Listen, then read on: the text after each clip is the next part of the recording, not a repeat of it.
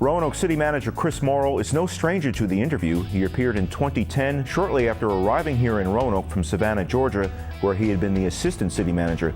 Morril was previously a world traveler, advising a city in Ukraine on finance issues, also working with South Africa and exploring conflict resolution in a number of countries. Since his tenure started in Roanoke City, Chris Morril has been honored by several organizations for his leadership, and he has overseen many changes. Chris Morril, welcome back to the interview. Thanks so much. Good to be here. Only the second repeat guest we've ever had in 5 years. I'm honored. And you were here when you first got started about 5 years ago. When you got to Roanoke and you were the Assistant City Manager in Savannah, Georgia, did you have a 5-year plan? Did you put one together? And where's Roanoke now compared to what plan you might have had? Sure. Well, when I got in, City Council was very clear. It's about education and economic development. So we quickly jumped into the Eat for Education program, looking at a new formula to fund the schools, kind of helping us get through the recession.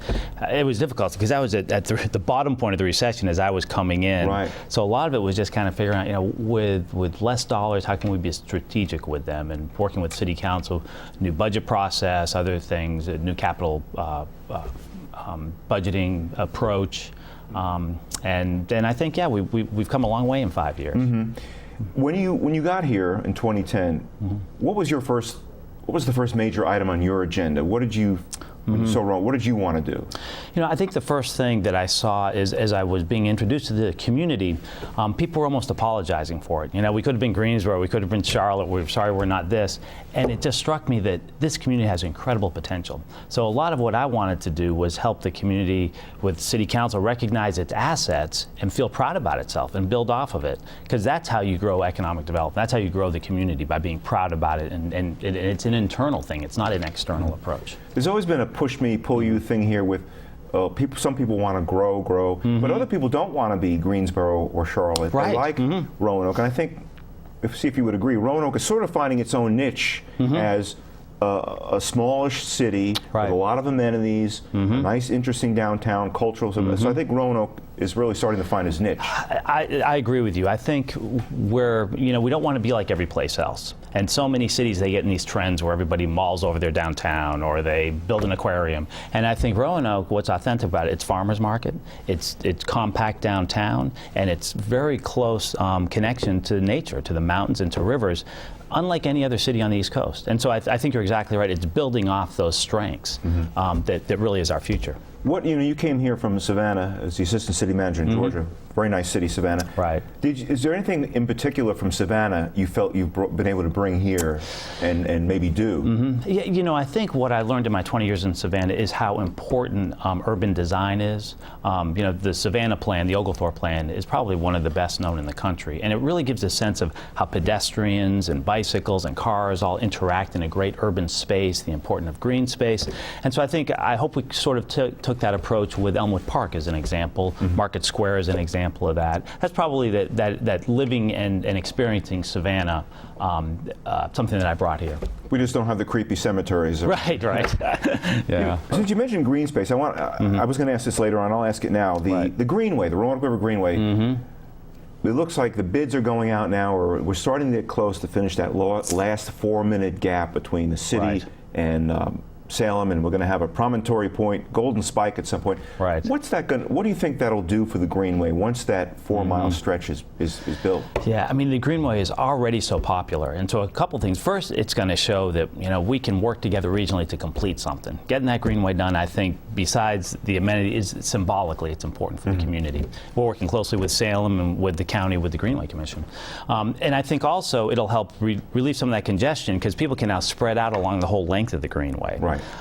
And I think it's just going to lead to more investment in extending that even further, so we can go all the way from Green Hill to Explorer Park, and then other Greenway nodes off of it. Right. I think that's once the spine is completed. I think you're going to see more clamor for the ones that are coming through perpendicular, I guess, to neighborhoods and that type of thing. Absolutely. It's going to be wonderful. What's it been like working with the different personalities on City Council, Mayor David Bowers and everybody?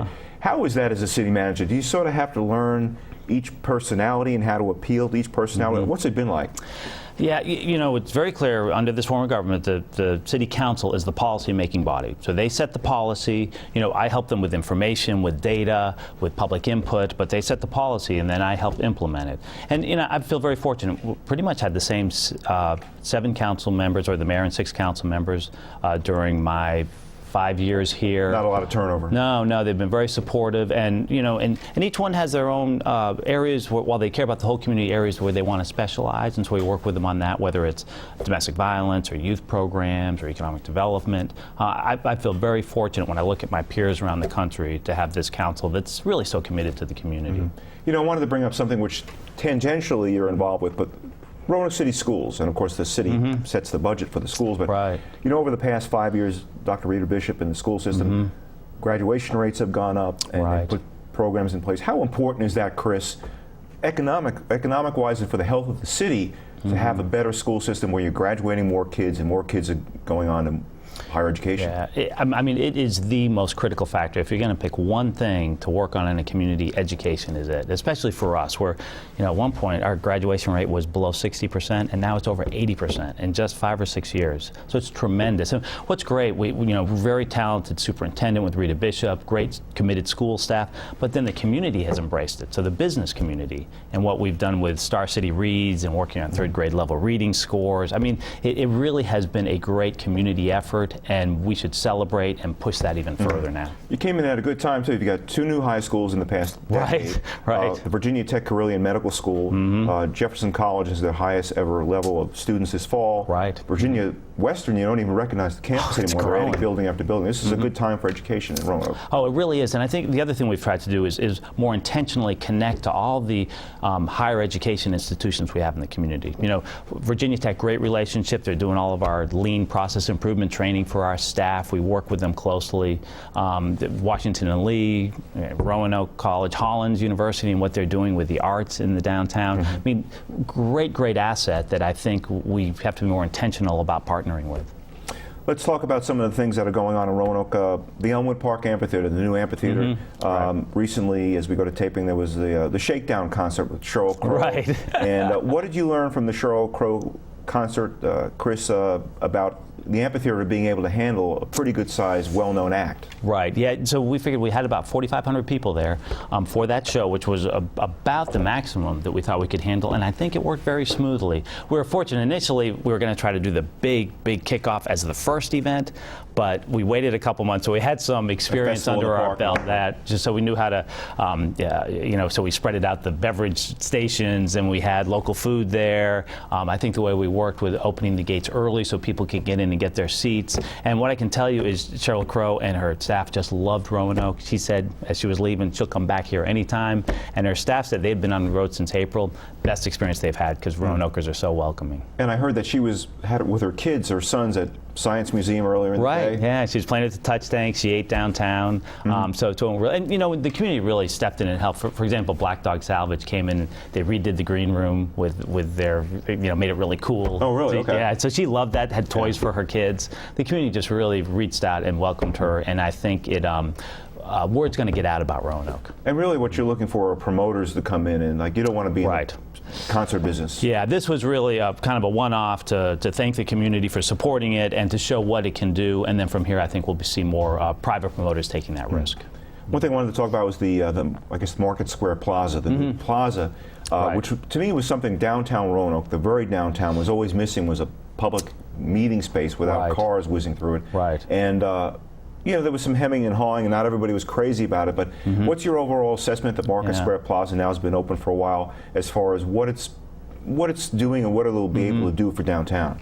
Right. I think it is successful. What's important is that we worked with the farmers market, because the farmers market is the key anchor of downtown. Right. So, and actually gave it more prominence by moving the farmers stalls up onto Campbell Street, made a larger space. We still allow vehicle traffic through it. Right. So you have that activity, but at the same time, with the tables and chairs, with the programming going on. In fact, the United Way kickoff is going to be there on next Thursday Thursday, September 11th.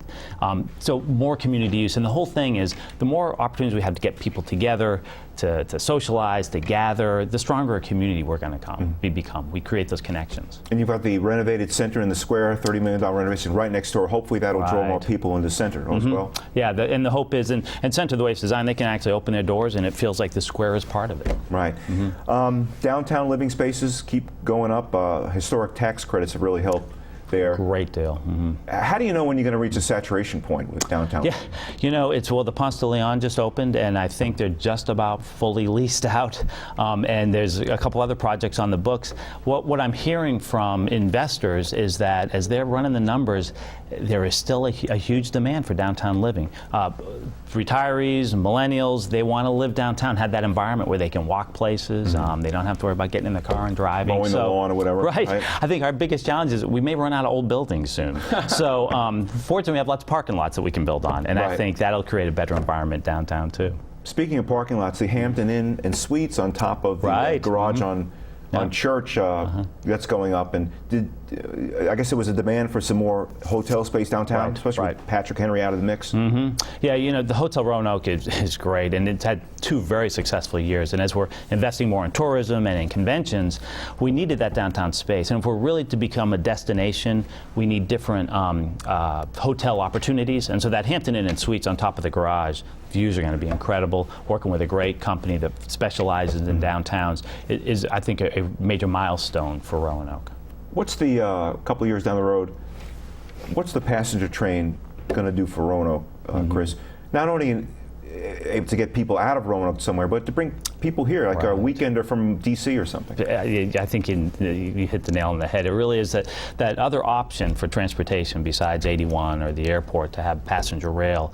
And anyone who's ridden it to D.C. realize it is the way to go to D.C. I've ridden it all the way to Boston. And so, I think it'll help us with our businesses, for those business connections, for, D.C. is the seat of government to get there.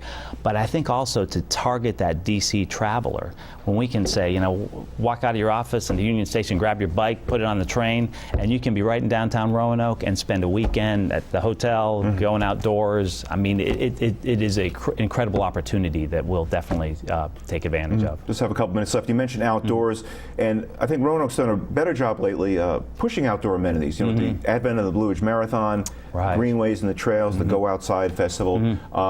How big has that been for the city? I think it's huge, and for us, it's that other niche. It's something that we have, like few cities on the East Coast, that close connection. And what's great to it, it's a regional effort. The regional partnership is working on it. The county, Salem, we all play a role in it. Botetourt, Franklin, and I think it's probably that, and with the Convention and Visitors Bureau, this regional approach is going to have payoffs in lots of other ways besides just how we connect to the outdoors. Got about a minute left or so, but talk about being city manager. Has it been what you thought it would be to be the top dog, or have there been some twists and turns? Yeah, fortunately, I have a great team that I work with and a really committed community, and the business community is so engaged that it has just been a pleasure, and I think it's been exciting to be part of helping Roanoke achieve its potential. It's been a great experience. I hope they'll keep me around for a few more years. You got another 5-year plan kicking around in your head? Yeah, I think there's still a lot to do. We have a lot of things we can accomplish. All right. Well, Chris Morril will have to leave it there. City Manager Chris Morril, thanks for coming on. Appreciate it. Good to see you again. Thank you. You too. This is The Interview. I'm Gene Marrano. We'll be right back.